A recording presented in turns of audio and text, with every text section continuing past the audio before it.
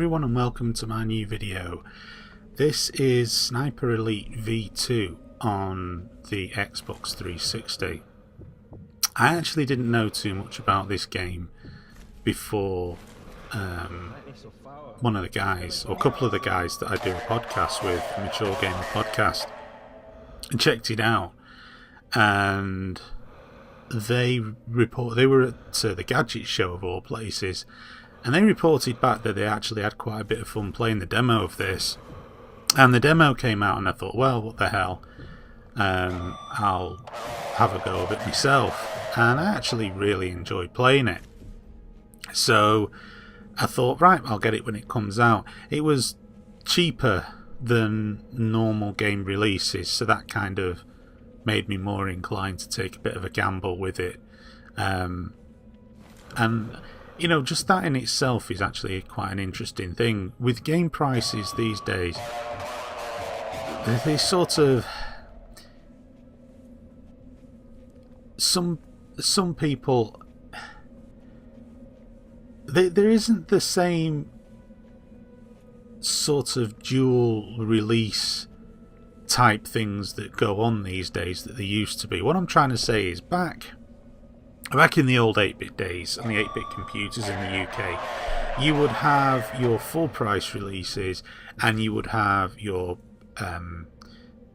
budget price releases, and they sort of coexisted for quite some time, and it actually worked out quite well. I mean, games like the Dizzy games, for example, they sort of came out at a bit of a lower price. In fact, you know, Codemasters actually cut their teeth on that market for quite some time. Mastertronic was another company as well that sort of built its reputation from releasing budget price games. And some of them were crap, but some of them were also very good as well. And it worked. You know, you were more inclined to take a punt on a game that was £2.99 as you were a game that was sort of £9.99. And I never really understood why. I mean, they have this sort of platinum collection now for games that have been out for some time, but new games tend to, by and large, get sold at the same price as full-blown AAA titles.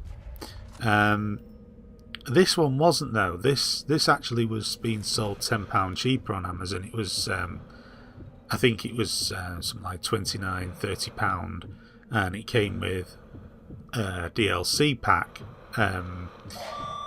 which, you know, you can go and assassinate the Führer. So I thought, well, what the hell? I like the demo. You know, it was a different type of game, and I really enjoy it. I love these sort of slow-mo bullet shots, and it sort of shows you the internal organs that you hit should you go and hit one. Now, stealth is a reasonably important part of this game, but as you can see here, it's not the be-all and end-all. You can get your way out of trouble. So it's not a straightforward third-person / first-person shooter. It's kind of a bit of an interesting hybrid. There's a certain degree of stealth, but it's not absolutely critical. You can get yourself out of situations. And it's not a run and gun game either, because you can't take too many hits without ending up dead. So it's sort of an interesting, sort of hybrid type game. I actually really enjoy it. To play the game properly, it needs to be done at quite a slow pace. You need to be able to pick your targets. You need to be aware of things in the environment. Some of the stuff you can do as well is pretty awesome. I like the way that you can set booby traps, for example. You can booby trap bodies. You can set tripwires and all of that kind of stuff. And you can also... you can scale back the reality of it as well. By that I mean you can go for a full-blown sniper simulation where you have to take loads of different things into consideration. Or you can scale that back, and essentially just as long as you've got your crosshairs over the target, you should be able to take them out, unless, you're a really crap shot, which I can be at some time. But there is a degree of satisfaction from taking out bad guys and getting treated to the nice little camera cutscene like that. You can also sort of try and just shoot them regular style like that as well. But as you can see, that you can only take 3, 4, 5 maybe direct hits before your guy ends up dead. So you do need to be a bit careful about how you approach each level. Usually scoping the place out and tagging enemies with your binoculars is usually the best way to do things. And this level as well, you can mask your gunshots. When you saw there, that sort of audio icon appeared flashing, you can time your gunshots with that, then you won't get heard. So there is a degree of depth to the game. Like I say, it's not just a simple run and gun game. I like the setting as well. Second World War, nice and lacks controversy, shall we say, of the sort of more modern day first person shooters like Call of Duty and the Battlefield games, where they're sort of set in a semi-fictional Middle East, current world, all of that good stuff, all of that stuff which usually winds people up no end. It's nice to just go back to a game where you're basically shooting Nazis in the head, which is a pretty nice thing to do. This is something I'm doing here now, where I'm going to actually place a landmine just under this body here, and what this, like I say, someone won't be able to see it. They'll come running out and they'll get blown up. That unfortunate sod went over the tripwire that I put. So yeah, just stuck the landmine there under his leg. You do have 3 guns that you take with you, and they're quite useful for situations like that, but there's no real degree of accuracy with the Thompson, the pistol that you've got. It's not a high velocity pistol or anything like that. I don't even think it's a fully automatic pistol either, or even a semi-automatic pistol. So as you can see, things here started out very well for me, but they soon went wrong, and that's because I got sloppy and because I didn't scout the area properly, and ended up like there. You just saw briefly, I got spotted. Unfortunately, you get spotted, they will, the enemy then just sort of try to coordinate their attacks towards you. It's not game over or anything like that. This isn't so many strikes and you're out. You can get out of, like I say, you can get out of the situations, which is rather fortunate, because I do tend to get a bit overexcited and run around when I should be staying in cover. But like I say, the mechanics of this game is a very much more slow-paced game. This isn't a run and gun game at all by any stretch of the imagination, and I enjoy it. I think it's really good. I think that the price point on it's perfect. Would I have paid £40 for it? Probably not. But I'm more than happy to pay £30 for it. It doesn't sound like a great deal of money, but it's kind of a psychological barrier, really. And it's incredible just how much difference it can make to a decision on whether to buy a game or not. And like I say, I really don't understand why more software companies don't do this. I mean, they must know. Software publishers must know that the game that they're going to release, whether or not it's going to be a big seller. And if they know it's not, then why not release it at a budget and just let people speculate? Like I say, you're more likely to speculate if you know that you are not paying top dollar for something. There are a couple of niggles with the game which I don't like. Searching the bodies sometimes can be unnecessarily fussy. you know, the button icon thing that pops up to tell you what command you can do, they tend to pop off sometimes. Even though you stood right over the body, they tend to keep going on and off. And also sometimes you can end up picking up a weapon that you don't particularly want either. That can be a little bit annoying, but it's minor niggles really. It does the job that it's supposed to do. And yeah, I enjoy it. That's about it really to talk about the game. That's probably about it. So I just want to, I mean, this video sort of ends up with me cocking up big time. I mean, I did still manage to get into the base, and I still managed to set the charges. The objective of this mission is to set charges on those 3 yellow dots that you can see there. And I managed to get that done, and then I cocked up, which I'll come to when I get to that part. I just, gotta say, got overexcited, lost my concentration and made a rather stupid mistake, which you'll see coming up in the next few minutes. And that's sort of the beauty of the game. You do have to be aware of the environment that you're in. You have to be constantly aware of what's around you and so on. So yeah, I mean, it's well worth checking out. Right, what are other sort of things that I wanted to chat about? First up, I'll just talk about some things that I'm doing with the channel. This week I thought I'd focus on, well, not necessarily modern games, because Scramble in particular, I mean, that's an old game that's just on Xbox Live Arcade. Space Giraffe is kind of an old school type of game, but Sniper Elite and Minecraft are new and current games, one can say, on there.